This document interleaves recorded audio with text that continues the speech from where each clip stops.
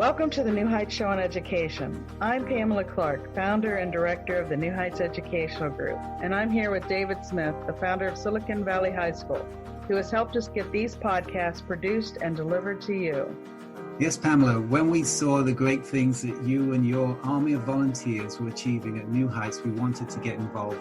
We're happy to work with you to leverage the internet and make quality education accessible and affordable to everyone, everywhere. Thank you, David. We appreciate Silicon Valley High School helping us to get these podcasts out to the hundreds of thousands of listeners from all over the world. So I hope you enjoy the show.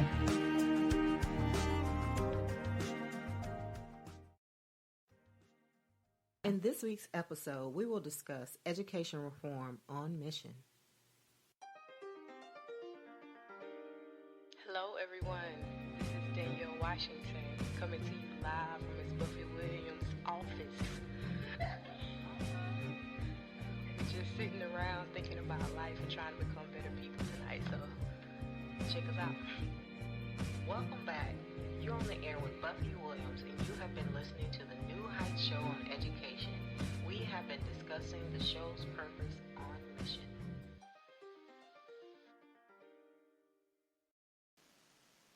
Good evening. This is your host, Buffie Williams, and you're listening to the New Heights Educational Group, the New Heights Show on Education. Tonight's topic is STEM education. But as I usually do, I'm going to give you a recap on last week's show. Last week we reflected on Black History Moment K through 12 resource magazine, Teaching Tolerance, that explored ways teachers could include Black history, inclusion, diversity, and equity resources within their classrooms. And it was also a way for them to include professional development, learning plans, and film kits that could bring social justice to the classroom. So that's whether it's in a homeschool environment, public school, private school, charter school, or virtual school.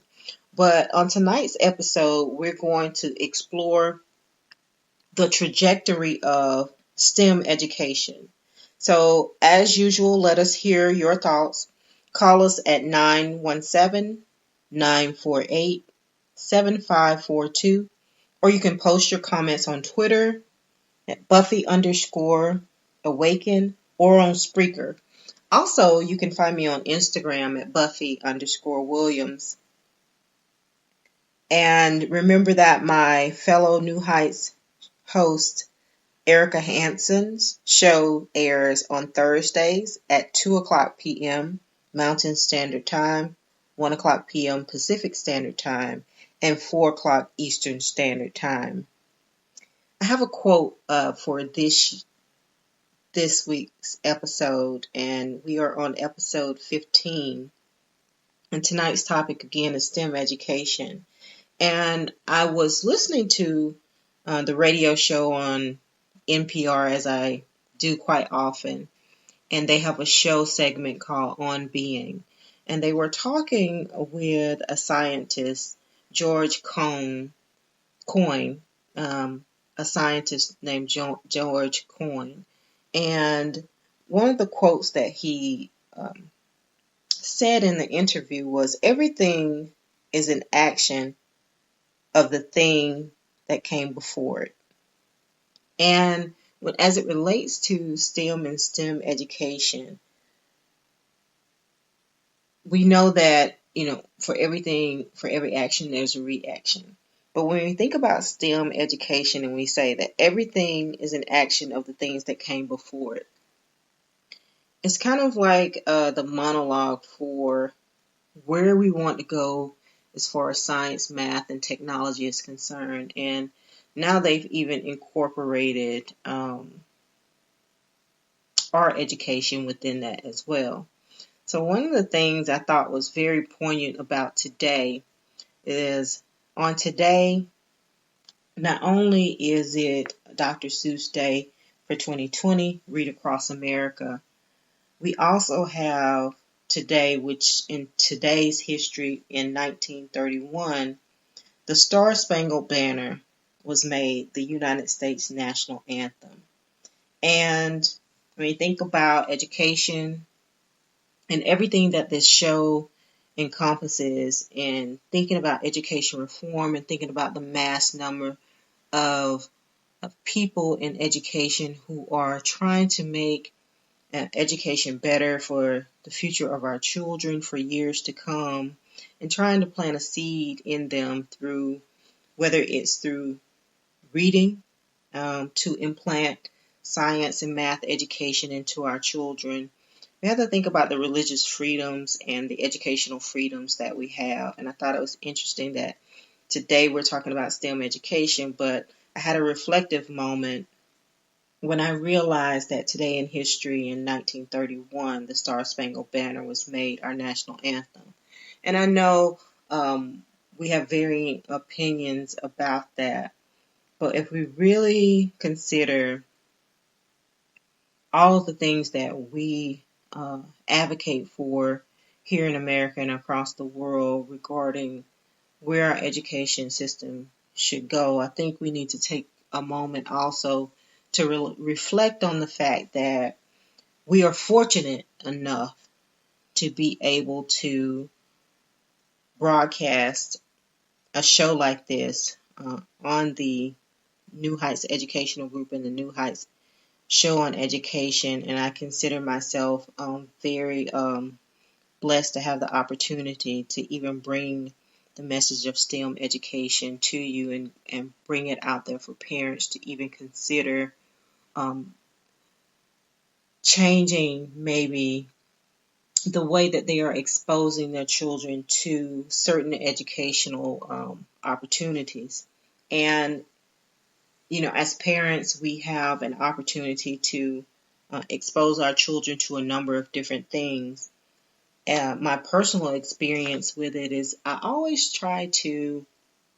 knew that math and science education was very important for me and my children's lives. And so as much as possible, if I found a summer camp or anything like that, that directly correlated with science or math education, and I can remember my children going to one that was related to forensic science for kids, and it was just kind of like an exploratory thing where they were able to discover something and try to solve a crime through forensics. But, you know, it's just small things like that that can spark a child's interest in science or even math education.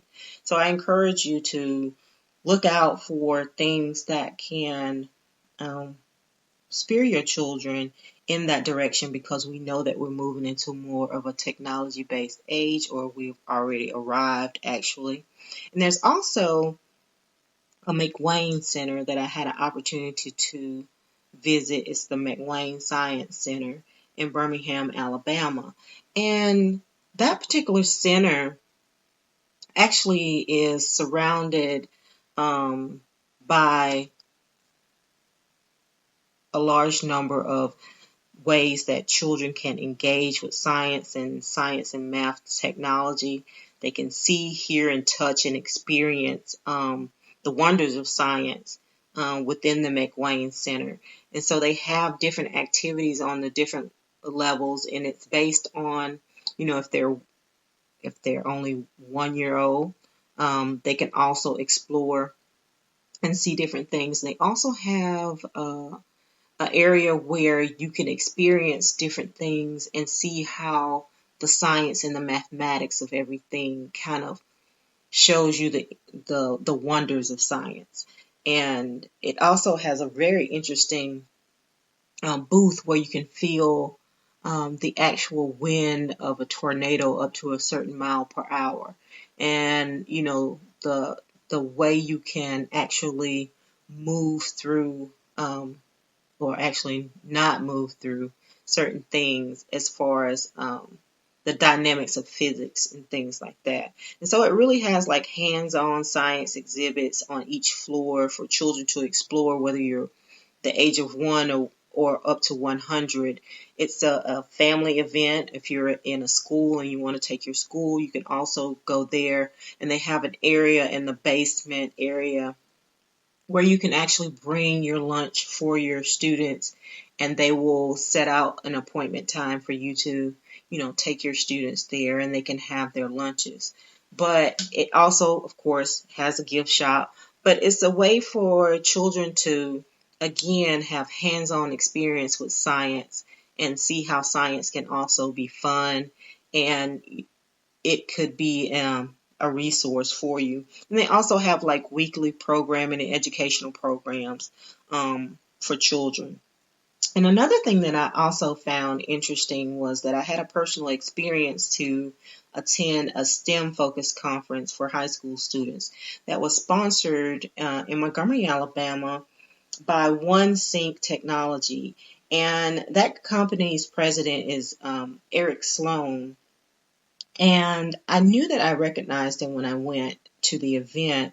And we attended Troy University at the same time, and I've known his wife, Nicole, for many years. But I was not familiar with the fact that his career had taken a different path after he left the NFL. But his company, OneSync, provides this conference, and it was so impressive to see the large number of high school students that were invited to this particular event. And he says he hosts it every year. And the students came in and they were able to network with different companies that were interested in math, science, and people who were interested in math, science, and technology. And I thought it was a wonderful way to introduce them to industry professionals and get them thinking about what they're going to actually do for the rest of their life and the type of career fields that they could actually go into that they may not have explored yet.